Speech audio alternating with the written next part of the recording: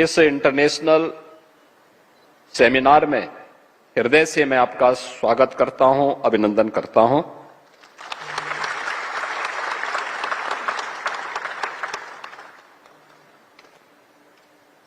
Atal Bihari Vajpayee medical university ये उत्तर प्रदेश की medical education की पहली यूनिवर्सिटी है जिसमें हमने उत्तर प्रदेश के अपने सभी मेडिकल कॉलेजेस को इसके साथ एफिलिएटेड किया है और इस कन्वेंशन हॉल में ये अपने आप में पहली इतनी बड़ी सेमिनार कार्डियोलॉजी की हो रही है। मैं इसके लिए आप सभी को हृदय से बधाई देता हूं और आपका अभिनंदन करता हूं।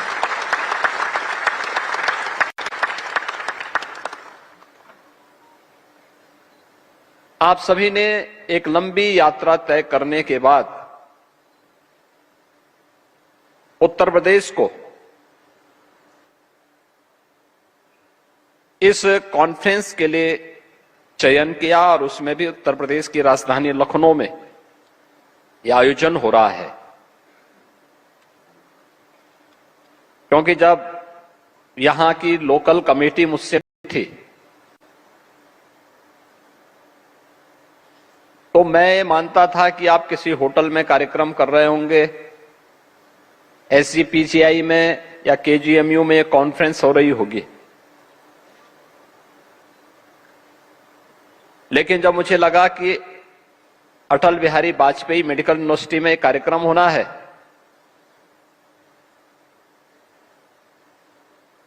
तो मैं इस बारे में था कि इतनी बड़ी संख्या में देश भर से और दुनिया से भी कार्डियोलॉजिस्ट पहुंचेंगे तो क्या यह संभव हो पाएगा। क्योंकि विश्वविद्यालय का एक्ट भी मैंने पारित कराया, इसके निर्माण के कार्यक्रम भी मैंने तैयार किए थे, लेकिन विश्वविद्यालय में मैं पहली बार यहां आया हूं। यद्यपि इसका उद्घाटन वर्चुअल इस सभागार और विश्वविद्यालय का उद्घाटन भी वर्चुअल मैंने ही किया था, लेकिन विश्वविद्यालय में आने का मुझे अवसर नहीं मिला था और इस कॉन्फ्रेंस के बहाने मुझे आज आप सबसे संवाद करने और विश्वविद्यालय के इस भव्य सभागार को देखने जो सरदेय अटल बिहारी वाजपेयी जैसा जिसका उनके विराट व्यक्तित्व के अनुरूप एक कॉन्फ्रेंस हॉल भी बना है, तो यह आपके लिए अत्यंत आनंद का विषय होगा कि आप सब अपनी ये कॉन्फ्रेंस यहां पर कर रहे हैं। ये उत्तर प्रदेश में और बदलते हुए भारत का वह स्वरूप है जिसमें भारत एक नई प्रतिस्पर्धा के साथ आज दुनिया के अंदर खड़ा है और उत्तर प्रदेश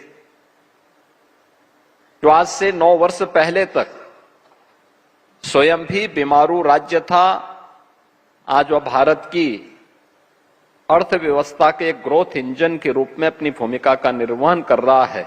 और उस भूमिका के साथ यह कॉन्फ्रेंस आपकी हम सब के लिए अत्यंत महत्वपूर्ण कॉन्फ्रेंस है।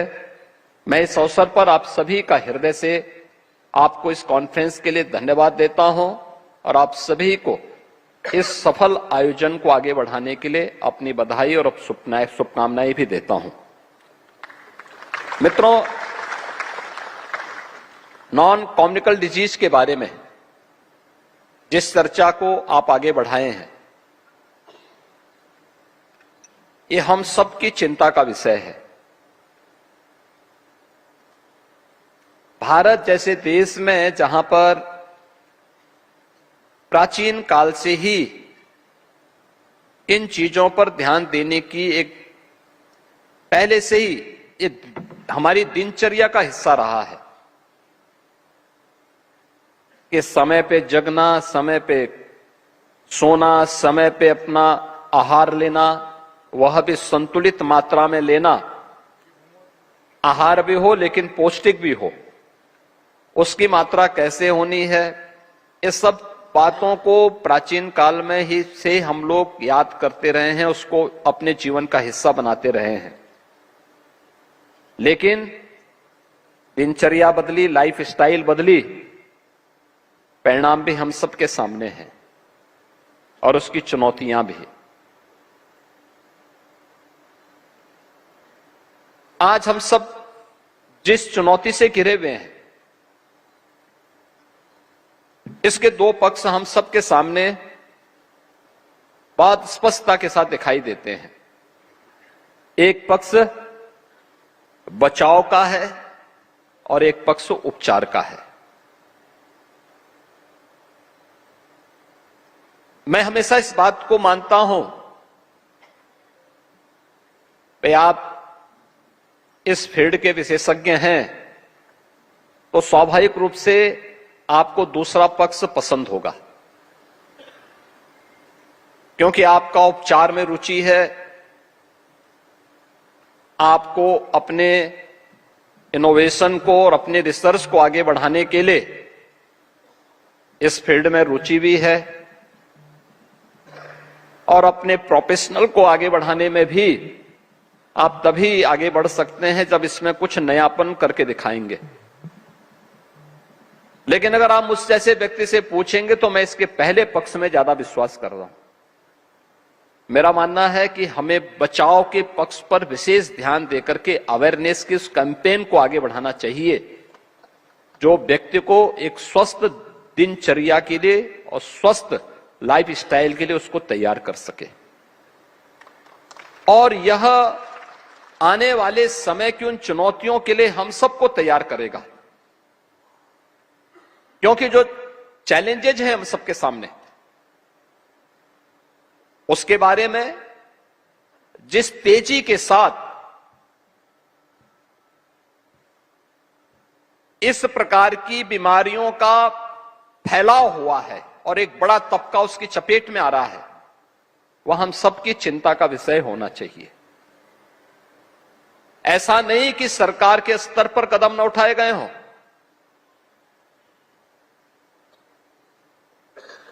मैं इस बारे में देखता हूं कि आज से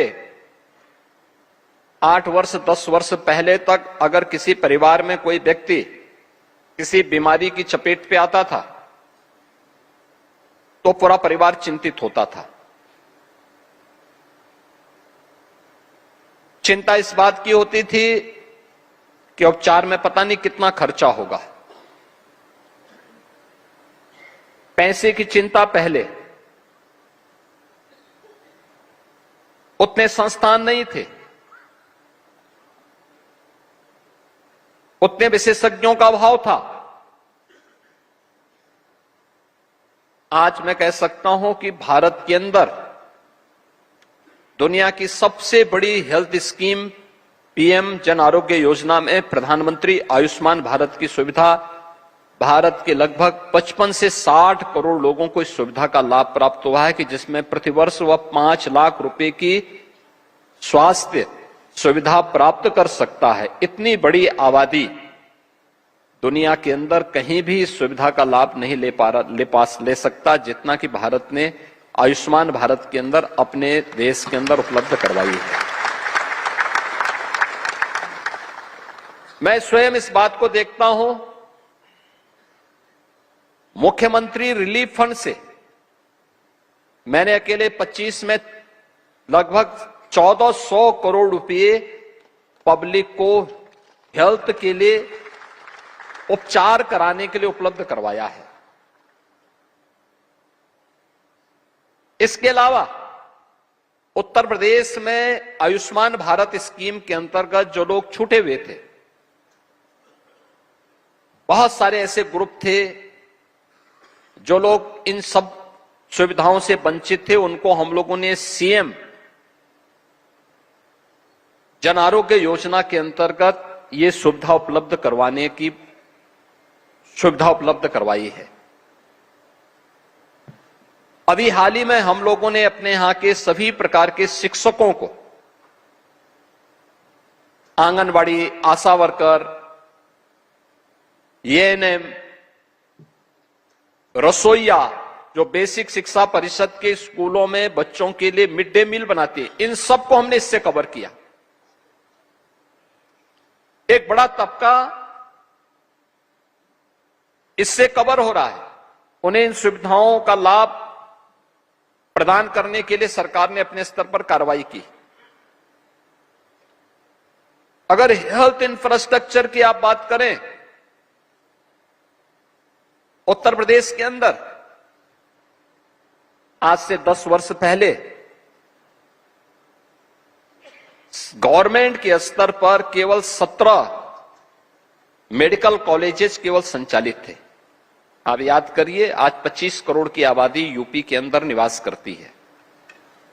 इतनी बड़ी आबादी है लेकिन 17 मेडिकल कॉलेजेस। और आज केंद्र और राज्य सरकार ने मिलकर के हम उत्तर प्रदेश के अंदर आज के दिन पर 81 मेडिकल कॉलेज, 2 एम्स का संचालन उत्तर प्रदेश के अंदर आज के दिन पे सफलतापूर्वक हो रहा है। हर जिले के अंदर हम लोगों ने आईसीयू का निर्माण किया है। कैथ लैब का भी निर्माण हम लोगों ने बहुत सारे स्थानों पर प्रारंभ किया है। निजी क्षेत्र में भी अब सुपर स्पेशलिटी हॉस्पिटल के निर्माण हो रहे हैं। हमारे जो पुराने मेडिकल कॉलेजेस थे उनके इंफ्रास्ट्रक्चर को स्ट्रेंथनिंग करके वहां पे इन सुविधाओं को बढ़ाया है। लखनऊ में एसजीपीजीआई, केजीएमयू और डॉक्टर राम मनोहर लोहिया चिकित्सा संस्थान के माध्यम से हम लोगों ने टेली कंसल्टेशन के साथ साथ टेली आईसीयू की भी व्यवस्था, वर्चुअल आईसीयू की व्यवस्था अब उन लोगों ने राज्य के अन्य कॉलेजेस के साथ और हॉस्पिटल्स के साथ जोड़ करके सुविधा तेजी के साथ आगे बढ़ाए हैं। लेकिन सुविधा बढ़ाने के साथ साथ सरकार के स्तर पर कुछ और भी प्रयास हुए कि इसमें जो आवश्यक उपकरण हैं वह भी सस्ते हों। उत्तर प्रदेश में हम मेडिकल डिवाइस पार्क बना रहे हैं। अच्छी दवाइयां मिले और सस्ती दवा मिले। यूपी के अंदर हम लोग फार्मा पार्क का निर्माण भी तेजी के साथ आगे बढ़ाए। यह पक्ष वह है जो उपचार को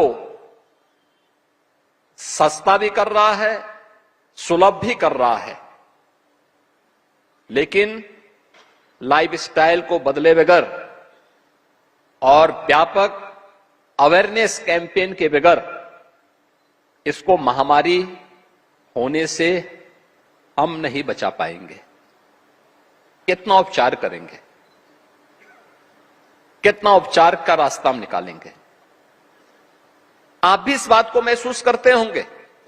जो लोग प्राइवेट में अपनी प्रैक्टिस कर रहे हैं, अपने संस्थान चला रहे हैं, उनके लिए उतनी समस्या नहीं होती, लेकिन जो गवर्नमेंट संस्थानों में काम कर रहे हैं उनके बाद भीड़ लगती है। आप सोचिए, केजीएमयू की पर डे की जो ओपीडी है और 12,000 से 14,000 की है। एम्स दिल्ली की प्रतिदिन की जो ओपीडी है वह 16 से 17,000 की प्रतिदिन है। एसजीपीजीआई की 10 से 12,000 की ओपीडी जाती है। अब मुझे बताइए कि इतनी बड़ी ओपीडी और इतनी बड़ी संख्या में लोगों का आना, क्या हम क्वालिटी हेल्थ की गारंटी दे सकते हैं? क्या डॉक्टर पर्याप्त समय अपने उस पेशेंट को दे पाएगा? और ये आज की स्थिति है। भविष्य में क्या होना है? जिस तेजी के साथ लोगों ने अपनी लाइफस्टाइल बदली है, 4 से 6 घंटे एक सामान्य व्यक्ति के अपने स्मार्टफोन पे खर्च हो रहे हैं और वह उसके लिए एक नई बीमारी वहां से खड़ी हुई है। ऐसे ही जिस तेजी के साथ डायबिटीज का फैलाव हुआ है, वह एक नई चुनौती हम सबके सामने है। और इन सब से बचाव के लिए तो सबसे महत्वपूर्ण है कि हम आज भी लोगों को इसके बारे में तैयार करने के लिए, क्योंकि गवर्नमेंट अपने स्तर पर कैंपेन चलाती है, अपने स्तर पर तैयारी करती है, लेकिन अगर यही बात एक डॉक्टर बोलता है तो लोगों में ज्यादा प्रभाव डालता है, लोग उसको ज्यादा महत्वपूर्ण तरीके से और ज्यादा गंभीरता से लेते हैं। आज चैलेंज क्या है? आप याद करिए, पहले लोग समय पे जगते थे, समय पे उठते थे, समय पे जगते थे, समय पे सोते थे, समय पे अपना आहार भी लेते थे, वह संतुलित होता था। आज क्या है?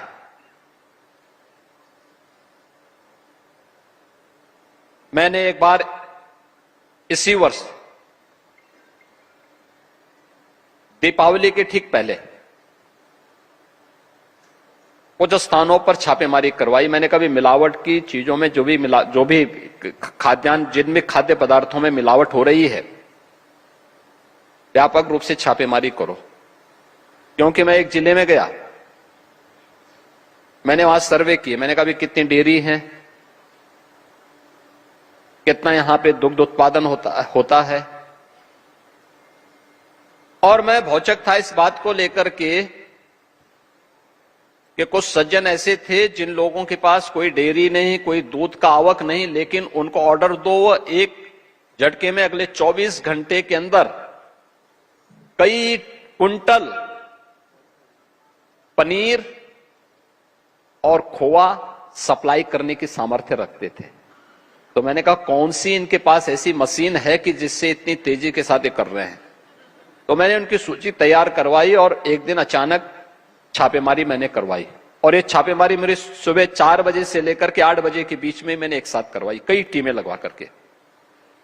हजारों कुंटल हमें खोआ और पनीर बरामद किया, और ये सब मिलावटी था।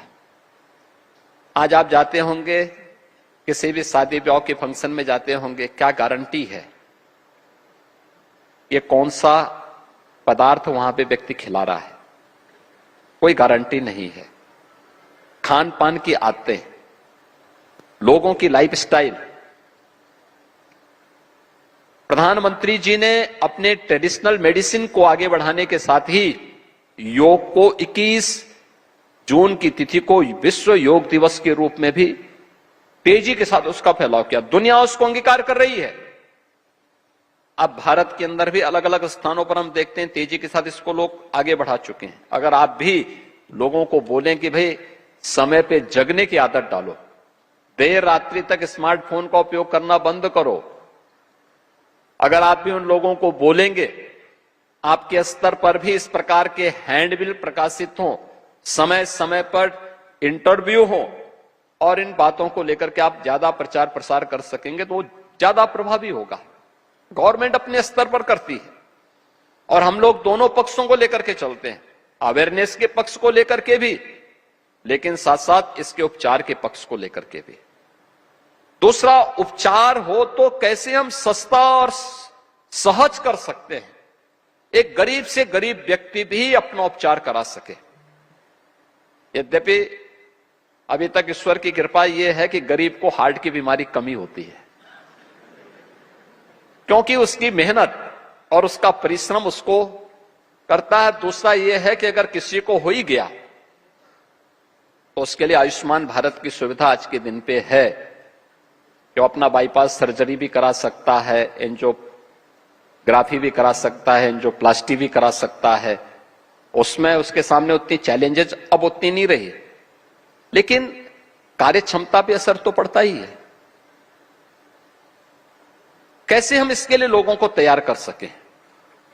दूसरा, जब पेशेंट की स्क्रीनिंग होगी और क्वालिटी आएगी तो आप क्वालिटी दे भी पाएंगे, उसको देने में आपके लिए और सरल हो सकता है। मैं आज के इस अवसर पर आप सबसे इस बारे में अवश्य कहूंगा कि आप सभी देश भर से और दुनिया से भी तमाम हमारे प्रतिष्ठित इस फील्ड के विशेषज्ञगण यहां पर उपस्थित हुए हैं। हम इन दोनों पक्षों पर विचार करें और दोनों पक्षों को लेकर के अगर हम चलेंगे तो अवश्य परिणाम आएगा।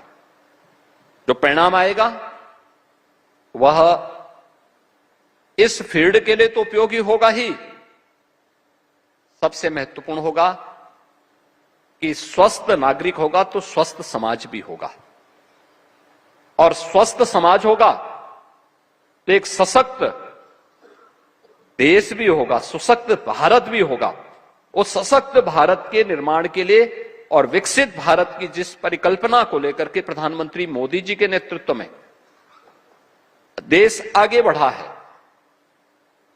उन्होंने देशवासियों के सामने एक टाइमलाइन दी है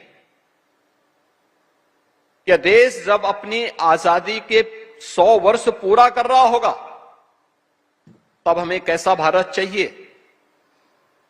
एक सशक्त भारत चाहिए। बीमारू भारत विकसित नहीं हो सकता है, बीमारू भारत सशक्त नहीं हो सकता, बीमारू भारत आत्मनिर्भर भी नहीं हो सकता।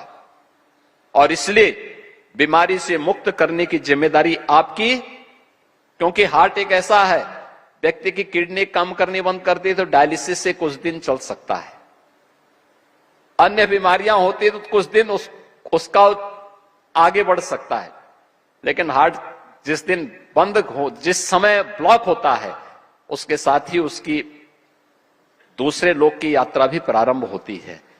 और वह स्वस्थ दिनचर्या से, स्वस्थ लाइफस्टाइल से ही हम लोग उसको आगे बढ़ा सकते हैं।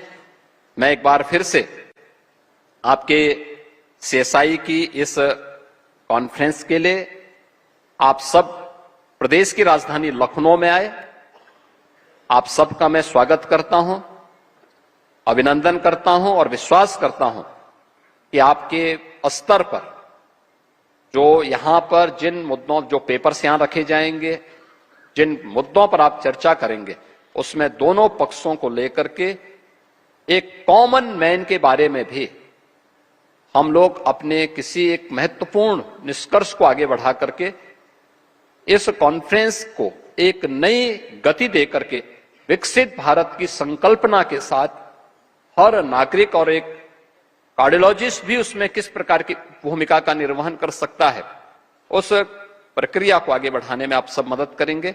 आप सबको मैं इस सीएसआई के लिए हृदय से अपनी बधाई देता हूं, अपनी शुभकामनाएं देता हूं। धन्यवाद। जय हिंद।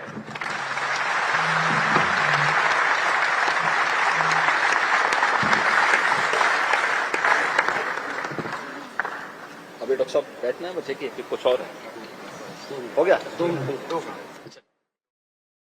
से तस्वीर है सीएम योगी आदित्यनाथ, जहां पर प्रदेश में मेडिकल कॉलेज और यूनिवर्सिटी के क्षेत्र में जो उपलब्धि हासिल की गई है उसका जिक्र करते हुए